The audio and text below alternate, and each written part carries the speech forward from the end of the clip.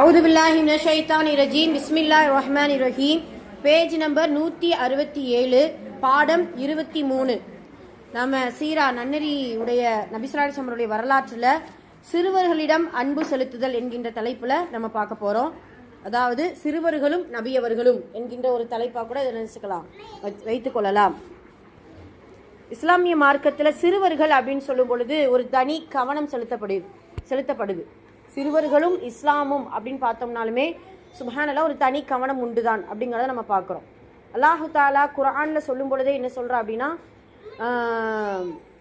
இந்த உங்களுடைய அல்மாலு வல் பனூன ஜீனத்துல் ஹயாத்து துன்யா, உங்களுடைய செல்வங்களும் பனூன் என்றால் ஆண் பிள்ளைகளும் என்கின்ற வார்த்தை. இன்னொரு இடத்துல பார்த்தீங்கன்னா அவுலாதுன்னு சொல்லுவான், குழந்தைகள் சிறுவர்கள் அப்படின்னு சொல்லுவான். இப்போ இது என்னன்னா, இது எல்லாமே ஜீனா, அலங்காரங்கள், இந்த உலகத்தின் அலங்காரம் அப்படின்ட்டு அல்லாஹால சொல்லி காட்டுகிறான். அதே போல சிறுவர்களுடைய வளர்க்கக்கூடிய அந்த விதத்தையும் அல்லாஹ் குர்ஆன்ல சொல்லி காட்டுதான். உங்களுடைய அதாவது நம்ம லுக்மான் அலைஹிஸ்ஸலாம் அவர்களை எடுத்துக்கிட்டோம்னா அவ்வளவு உபதேசங்கள் தன்னுடைய மகன்களுக்கு சொல்றாங்க அப்படின்னா, தன்னுடைய சிறுவர்களுக்கு தன்னுடைய குழந்தைகளுக்கு உபதேசம் சொல்லி நல்லுபதேசத்தை காட்டி அக்கீதா கொள்கைகளை சொல்லி எது குஃப்ரு எது ஷிர்கு, எப்படி தொழுகையை நிலைநாட்ட வேண்டும், எப்படி இந்த துன்யாவில் நடக்க வேண்டும், எப்படி பேச வேண்டும் என்கின்ற எல்லா விதமான உபதேசங்களும் குர்ஆனில் நிறைந்திருக்குது. சிறுவர்களுக்குன்னு சொல்லிட்டு ஒரு தொகுப்பே இருக்குது.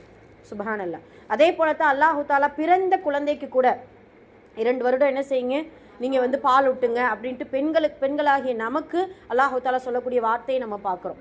இப்படி சிறுவர்கள் அப்படின்னு சொல்லி நம்ம யோசிக்கும் பொழுது அல்லாஹு தாலா ஒரு தனி கவனத்தை செலுத்துகிறான் அப்படிங்கிறத நம்ம பார்க்குறோம். அதே போல் நபி ஸல்லல்லாஹு அலைஹி வஸல்லம் அவர்களும் கூட அப்படித்தான் சொல்கிறாங்க, இந்த உலகம் இப்படி சுழண்டு கொண்டிருக்கிறதுக்கு 2 காரணம். ஒன்று என்ன, முதியவர்களுடைய இரக்கமும் சிறுவர்கள் மீது கொண்ட இரக்கமும். முதியவர்களும் சிறுவர்களும் இந்த உலகத்தில் இருப்பதினால்தான் இந்த உலகம் இன்னும் சுழன்று கொண்டே இருக்கிறது அப்படிங்கிறத ரசூல் ஸல்லல்லாஹு அலைஹி வஸல்லம் அவர்கள் சொல்லுவாங்க. உண்மைதான், இது ரொம்ப அழகான ஒரு வார்த்தை. ஏன் அப்படின்னா, சிறுவர்கள் மீது தான் அல்லாஹ்வுடைய தூதர் சொல்லுவாங்களே, பெரியவர்களுக்கு மரியாதை கொடுக்கக்கூடிய மரியாதை கொடுங்கள், சிறுவர்கள் மீது இரக்கம் காட்டுங்கள் அப்படிங்கிறத சொல்லுவாங்க. அப்போ இரக்கமும் கருணையும் யாரிடத்திலிருந்து அல்லாஹ் அதிகமாக எதிர்பார்க்கிறான், யாரிடத்தில் மீது அல்லாஹ் அதிகமாக செலுத்துகிறான் என்றால் சிறுவர்கள் மீதும் முதியவர்கள் மீதும் தான். சுப்ஹானல்லாஹ். அதனால தான் நபி ஸல்லல்லாஹு அலைஹி வஸல்லம் அவர்கள் சொல்லுவாங்க, எந்த வீட்டில் முதியவர்கள் இருக்கிறார்களோ, பெரியோர்கள் இருக்கிறார்களோ, அவர்களுடைய வீட்டில் அதிகமான பரக்கத்துகள் வரும் அப்படிங்கிறத சொல்லுவாங்க. சுப்ஹானல்லாஹ். இப்படி நம்மளுடைய இஸ்லாமிய மார்க்கத்தில் சிறுவர்கள் என்று சொல்லும் பொழுது ஒரு தனி கண்ணோட்டம் இருக்கிறது. அதனால தான் அல்லாஹ்வுடைய தூதர் பொதுவான வார்த்தை சொல்லிட்டாங்க, குல்லுக்கும் ராயின் வ குல்லுக்கும் மஸ்ஊலுன் அன் ரஅயதிஹி, ஒவ்வொருவரும் பொறுப்பாளர்கள், அந்த பொறுப்பை குறித்து மறுமையில் அல்லாஹ் கேள்வி கேட்பான் அப்படிங்கிற சொல்லும் பொழுது, அந்த பொறுப்பு என்று சொல்லும் பொழுதே சிறுவர்கள் மீது, நாம் பெற்றெடுத்த பிள்ளைகள் இல்லை எங்கெல்லாம் சிறுவர்கள் என்கின்ற ஒரு உறவுகள் இருக்கின்றதோ அதன் மீது கவனம் செலுத்தணும் அப்படிங்கிறத ரசூலுல்லாஹ் நமக்கு சொல்லிக் கொடுக்குறாங்க. அதனால தான் இதெல்லாம் இஸ்லாமிய மார்க்கத்தில் சிறுவர்களுடைய ஒரு கோணத்தை நம்ம பார்க்குறோம். அதே இது ரசூலுல்லாஹ்வுடைய வாழ்க்கையில் சிறுவர்கள் எப்படி ஒரு அங்கம் வகித்தாங்க. சுப்ஹானல்லாஹ். நம்மளுடைய பேரர்கள், அதாவது ரசூலுல்லாஹ்வுடைய பேரர்மார்களையும் சரி, எந்த சிறுவர்களை சந்திச்சாலும் நபி ஸல்லல்லாஹு அலைஹி வஸல்லம் அவ்வளவு அன்பா பேசுவாங்க, பழகுவாங்க, முன்கூட்டியே சலாம் சொல்லுவாங்க. அதுலேயும் ஹுசைன் ரலியல்லாஹு அன்ஹு அவர்கள்லாம் பார்த்தீங்கன்னா தெருவில் நம்ம போகும்பொழுது என்ன செய்வாங்க, தோளில் இது பண்ணி அமர வைத்து போகிறாங்க அப்படிங்கிறத நம்ம பார்க்குறோம். அதே போல் சிறு பிள்ளைகளை வந்தால் மடியில் எடுத்து உட்கார வச்சுக்குருவாங்களாம். எந்த அளவுக்கு அப்படின்னா, ஒரு கித்தாபே இருக்குது, ரசூலுல்லாஹ்வுடைய மடியில் அமர்ந்த குழந்தைகள். அதே போல் ரசூலுல்லாஹ்வுடைய மடியில் அமர்ந்து சிறுநீர் கழித்த குழந்தைகளுடைய எண்ணிக்கை அப்படின்னு சொல்லிட்டு கித்தாபுகள் இருக்குது. கிட்டத்தட்ட 52 பேர் நபி ஸல்லல்லாஹு அலைஹி வஸல்லம் அவர்களுடைய மடியில் அமர்ந்திருக்கிறாங்க அப்படிங்கிறத நம்ம பார்க்குறோம். அதே போல் தான் நம்ம ஒரு பிரபலமான ஒரு வரலாறு சொல்லுவாங்க இல்லையா, நபி ஸல்லல்லாஹு அலைஹி வஸல்லம் அவர்கள் ஒரு பிள்ளையை மடியில் வச்சுருப்பாங்க. அவங்களுக்கு முன்னாடி பார்த்திங்கன்னா உணவு தட்டு வைக்கப்பட்டிருக்கும். அந்த பிள்ளை என்ன செய்யணும்னா 2 கையையும் போட்டு உணவை எடுக்க முற்படுத்தும் போது, நீங்கள் அப்படி செய்யக்கூடாது, முதல்ல பிஸ்மில்லா சொல்லுங்கள், வலது கையால் சாப்பிடுங்க, உங்களுடைய அருகில் இருக்கக்கூடிய உணவை சாப்பிடுங்க அப்படின்னு சொல்லிட்டு அவ்வளவு அழகான முறையில் என்ன செய்வாங்க, நபி ஸல்லல்லாஹு அலைஹி வஸல்லம் அவர்கள் சொல்லிக் கொடுக்குறாங்க அப்படிங்கிறத நம்ம பார்க்குறோம்.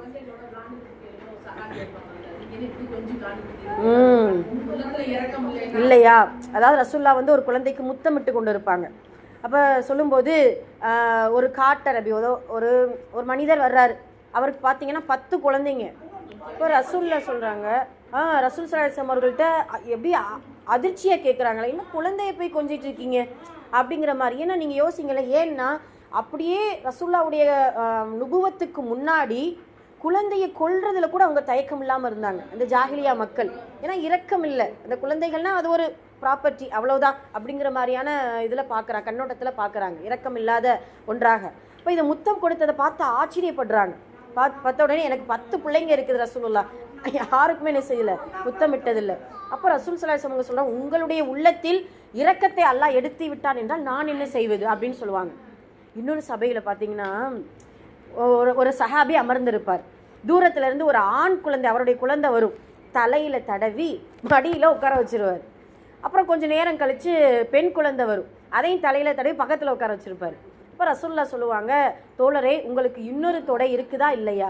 இன்னொரு தொடை இருக்குதுல்ல, ஆண் பிள்ளைய உட்கார வச்சிங்கல்ல, பெண் பிள்ளைய உட்கார வைங்க.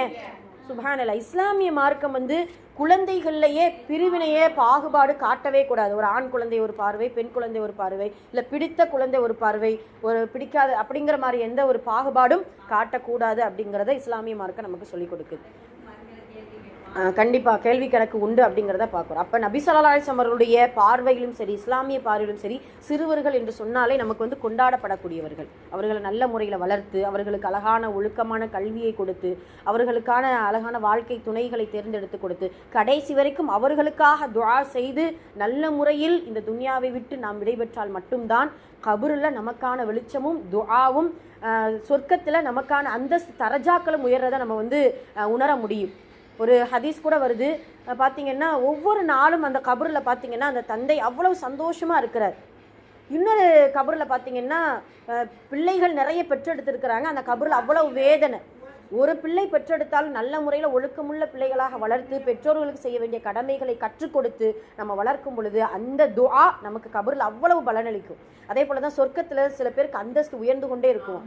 இப்போ அந்தஸ்து உயர்த்தும் பொழுது என்னுடைய சாலிஹான, அல்லாஹ் சொல்லுவான், உன்னுடைய சாலிஹான குழந்தை உனக்காக செய்யக்கூடிய சதகத்துல் ஜாரியாவான தௌபாவான துஆவை உங்களுக்கு அந்தஸ்து உயர்த்தப்படுது அப்படிங்கிறத அல்லாஹ் சொல்லி காட்டுவான். அதனால பிரியமா இருப்பாரு, நரகத்துடைய ஒரு தடுப்பாவே அந்த பிள்ளை இருக்கும், கனவு காண்பார். பாத்திமா ஒரு வரலாறே இருக்கு. சரிங்கம்மா, ஹைர் அல்ஹம்துலில்லாஹ். இப்படி சிறுவர்களின் மீதும் ரசூல் ஸல்லல்லாஹு அலைஹி வஸல்லம் அவர்கள் அன்பு செலுத்தியிருக்காங்க அப்படிங்கிறத நம்ம பார்க்குறோம். இதில் நிறைய வரலாறுகள் கொடுத்துருக்காங்க பாருங்களேன். நபி ஸல்லல்லாஹு அலைஹி வஸல்லம் அவர்கள் சிறுவர்களிடம் மிகவும் பிரியம் உள்ளவர்களாக இருந்தார்கள். அவர்கள் வெளியில் எங்காவது சென்றால் பாதையில் சிறுவர்கள் அவர்களை சந்திப்பார்கள். நபி அவர்கள் அவர்களை தங்களின் வாகனத்தில் தமக்கு முன்னால் ஒருவரையும் பின்னால் ஒருவரையும் அமர வைப்பார்கள். அவர்களோடு அன்பாக பேசி உரையாடுவார்கள். பேரித்த பழங்கள் மற்றும் அவர்களுக்கு கொடுக்கும் தகுதி வாய்ந்த வேறு ஏதேனும் பொருளை அவர்களுக்கு பங்கிட்டு கொடுப்பார்கள். சுப்ஹானல்லாஹ். அதே போலதான் ரசூல்லா கூட ஒரு முறை அவங்களுடைய வீட்டில் பார்த்தீங்கன்னா யானை சவாரி பண்ணுவாங்களா, ஆமா, அவங்களுடைய பேரன்மார்கள் முஹ்சின் என்கின்ற ஒரு பேத்தியும் இருந்துச்சு. அப்போ அலி ரலியல்லாஹு அவர்களுடைய பிள்ளைங்க உமாமா நிறைய இருந்தாங்க. இப்போ இவங்கெல்லாம் பார்த்தீங்கன்னா சவாரி செய்யும்போது உமர் ரலியல்லாஹு அவர்கள் உள்ள வருவாங்க. உலகத்திலேயே இந்த வாகனத்தை போல மிகச்சிறந்த வாகனம் எதுவுமே கிடையாது, அந்த வாகனத்தில் நீங்கள் சவாரி செஞ்சுட்டு இருக்கீங்க அப்படிங்கிறத ரசூலை பற்றி சொல்லுவாங்க. சரி, அதே போல ஒரு முறை இதனை பார்த்த கிராமவாசி ஒருவர், நீங்கள் குழந்தைகளிடம் இவ்வளவு அன்பு காட்டுகிறீர்களே, எனக்கு 10 குழந்தைகள் உள்ளன, அவர்கள் யாருடனும் நான் அன்போடு நடந்து கொண்டதே இல்லை என்று கூறினார்கள். அதற்கு நபி அவர்கள், அல்லாஹ் உமது உள்ளத்திலிருந்து இரக்கத்தை நீக்கிவிட்டால் நான் என்ன செய்ய முடியும் என நபி ஸல்லல்லாஹு அலைஹி வஸல்லம் அவர்கள் கூறினார்கள். ஒரு நாள் ஹாலித் பின் சஅத் ரலியல்லாஹு அன்ஹு அவர்கள் தமது சிறு பெண் குழந்தையை நபி அவர்கள் அழைத்து வந்தார்கள். அக்குழந்தையின் பெயர் உம்மு ஹாலித் என்பதாகும். அக்குழந்தை நபி அவர்களின் தோல் புஜத்தில் ஏறி விளையாடியது. அதை கண்ட ஹாலித் ரலியல்லாஹு அன்ஹு அவர்கள் தமது மகளை கண்டித்தார்கள். ஆனால் நபி அவர்களோ கண்டிக்க வேண்டாமென அவரை தடுத்தார்கள். இந்த உம்மு ஹாலித் யாரு ஞாபகம் இருக்கா உங்களுக்கு? இல்லம்மா, உம்மு ஹாலித்ங்கிறது ஒரு குட்டி புள்ள, ஒரு 3 வயசு குழந்தை. அப்போ உம்மு ஹாலித் என்ன செய்வாங்கன்னா, அதாவது ஒரு போரில் ஒரு குட்டி சட்டை கிடச்சிருக்கும். ஒரு சஹாபாக்கள்லாம் என்ன செய்வாங்க அப்படின்னு சொன்னால், குதிரையை துடைக்கிறதுக்கு இதை உபயோகப்படுத்திக்கிறட்டுமா அப்படின்னு சொல்லும் பொழுது, எதுக்கு அதை போய் இப்படி செய்கிறீங்க அப்படின்னு சொல்லிட்டு உம்மு ஹாலித் அப்படின்னு கூப்பிடுவாங்க. அந்த கூட்டத்துக்கு இடையில அப்படியே அந்த குட்டி புள்ள ஓடி வரும். மஞ்சள் கலர் சட்டையா அது அதையும் சொல்கிறாங்க. அப்போ சொன்ன உடனே அதை போட்டு பார்த்து, ரசூல்லாவே போட்டு பார்த்து இந்த வார்த்தை சொல்லுவாங்களா, சனா சனா அப்படின்னா அழகு அழகு, அபிசீனிய மொழி. ஏன்னா அந்த புள்ள 3 வயசுக்கு முன்னாடி வரைக்கும் அம்மா எங்கன்னா அபிசீனியாவில் இருந்தாங்க. அதுக்கப்புறம் தான் ஹிஜ்ரத் செஞ்சே வந்தாங்க. அந்த விஷயத்தை இந்த உம்மு காலி தான் பெரியவங்களை ஆனதுக்கப்புறம் தான் அறிவிக்கிறாங்க, எனக்கு என்னுடைய வாழ்க்கையில் இப்படி நடந்துச்சு அப்படின்னு சொல்லிட்டு. இப்போ சனா அழகு அழகு அப்படின்னு சொல்லும் பொழுது சுற்றி இருக்கக்கூடிய சஹாபாக்களுக்கு புரியலை, என்னடா ரசூல்லா ஒரு புது பாஷை பேசுகிறாங்களே அப்படிங்கிற போது தான் ரசூல்லாட்டே வந்து கேட்பாங்க, அல்லாஹ்வுடைய தூதரே என்ன நீங்கள் சொல்கிறீங்க அப்படின்னு சொல்லும்பொழுது, இந்த பிள்ளை வந்து அபிசினிய நாட்டில் பிறந்து வளர்ந்த பிள்ளை, இப்போ தான் நம்மளுடைய மதீனாவுக்கு ஹிஜ்ரத் செஞ்சு வந்திருக்கு, அதனால அதனுடைய அபிசினிய நாட்டு மொழியில் நான் சனா அழகாக இருக்குது அப்படின்னு நான் சொன்னேன் அப்படின்னு சொல்லுவாங்க. இந்த உம்மு காலித் சுப்ஹானல்லாஹ் ஒரு நல்ல ஒரு திறமைசாலியான ரொம்ப தைரியமான ஒரு பெண்ணாக வளர்ந்ததாக கூட வரலாறு இருக்குது. இப்போ நிறைய விஷயங்கள் இதில் இருக்குது. சரி, ஓகே சார். இதுதான் அப்போ என்ன செய்வாங்கன்னா, அந்த உம்மு காலித் வாப்பாவோடு வந்திருப்பாங்க. வரும்போது ரசூல்லா அமர்ந்திருப்பாங்களா, அந்த ட்ரெஸ்ஸை போட்டுட்டு எல்லாருக்கும் நபி ஸல்லல்லாஹு அலைஹி வஸல்லம் ட்ரெஸ்ஸை போட்டு விட்டுருவாங்க, எல்லாம் முடிஞ்சிடும். இப்போ ரசூல்லா அந்த கனிமத் பொருளை எல்லாம் பங்கிட்டு கொடுக்கும்போது இந்த உம்மு காலித் என்ன செய்வாங்க,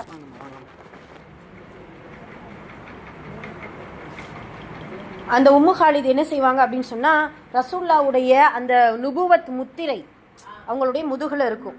அந்த நுபுவத் முத்திரை பார்த்தீங்கன்னா கொஞ்சம் அவங்களுடைய தோல்லேருந்து வெளியில் வர்ற மாதிரி, அதாவது கொஞ்சம் படப்பா தூக்கிட்டு இருக்கிறோம் மறு மாதிரின்னு வச்சுக்கிறோமே, அந்த மாதிரி இருக்கும். இப்போ அந்த உம்மு காலித் பின்னாடி போய் அப்படியே என்ன செய்வாங்களா, அதை பிடிச்சி விளையாண்டுட்டு இருப்பாங்களா.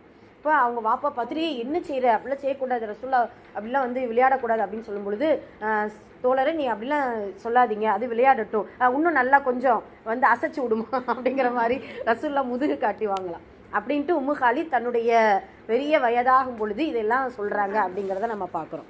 அல்ஹம்துலில்லாஹ். சரி, அடுத்து நபியவர்களிடம் ஜயீத் என்ற ஒரு அடிமை இருந்தார்.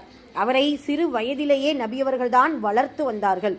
ஜயீதின் மகன் உசாமா ரலியல்லாஹு அன்ஹு அவர்களையும் நபி அவர்கள் நேசித்தார்கள்.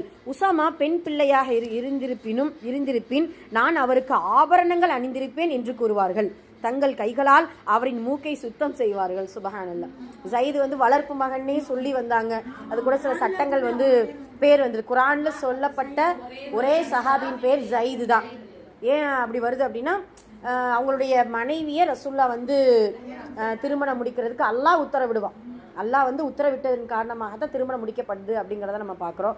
அதுக்கப்புறம் ஜயீதுடைய மகன் உசாமாவை அவ்வளவு நேசித்து வளர்த்தாங்க. எந்த அளவுக்கு அப்படின்னா, ஹசன் ஹுசைனை போல அவ்வளோ எங்கே போனாலும் உசாமா மடியில் இருப்பார். எங்கே போனாலும் எப்படி ஹசன் ஹுசைன் வந்து தோளில் வந்து தூக்கிட்டு போவாங்களோ அதே போல் உசாமாவும் தூக்கிட்டே போவாங்க. எப்பயுமே கோபப்பட்டதில்லை உசாமா மேலே ரசூலுல்லாஹ். ஆனால் ஒரே ஒரு டைம் என்ன செஞ்சுருக்காங்க, கோபப்பட்டாங்க. எப்போ?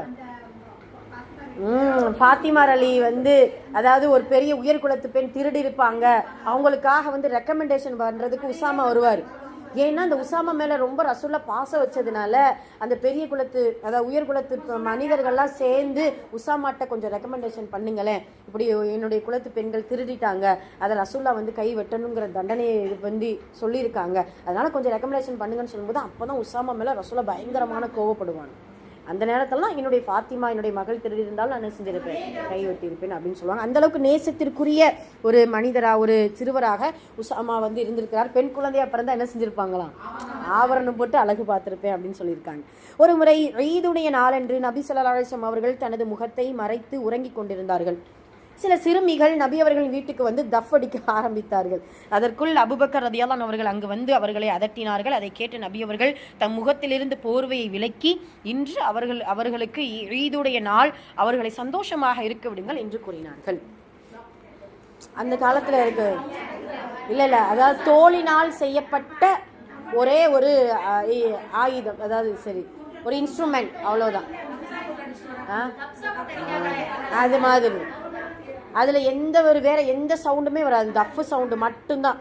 இப்போ என்ன செய்கிறாங்கன்னா, இப்போ முன்னெல்லாம் பார்த்தீங்கன்னா ஹதீஸே இருக்குமா, அதாவது திருமணத்தில் வந்து தஃப் அடிச்சிருக்காங்க ரசூலுல்லாஹ்வுடைய காலத்தில், கூட்டிகிட்டு வருவாங்க. அது மட்டும் அனுமதி இருந்திருக்கு. தஃப் அடித்து கவிதை பாடுவாங்களா, ஆகுமான கவிதை. அதில் ஒரு வார்த்தை வரும், எங்களுடைய ரசூலுல்லாஹ், சிறு பிள்ளைகள் தான் இதெல்லாம் செய்யுங்களாம், எங்களுடைய ரசூலுல்லாஹ் மறைவான விஷயத்தை அறிபவர்ன்ட்டு சொல்லி ஒரு கவிதை பாடும்போது ரசூலுல்லாஹ் சொல்லுவாங்க, குழந்தைகளை இப்படி நீங்கள் பாடாதீங்க, இதுக்கு முன்னாடி நீங்கள் பாடுனீங்கல்ல கவிதை, அதை மட்டும் போதும், இந்த வார்த்தை சொல்லக்கூடாது அப்படின்னு சொல்லிட்டு ரசூல் ஸல்லல்லாஹு அலைஹி வஸல்லம் சொல்லியிருக்காங்க அப்படிங்கிறத நம்ம பார்க்குறோம்.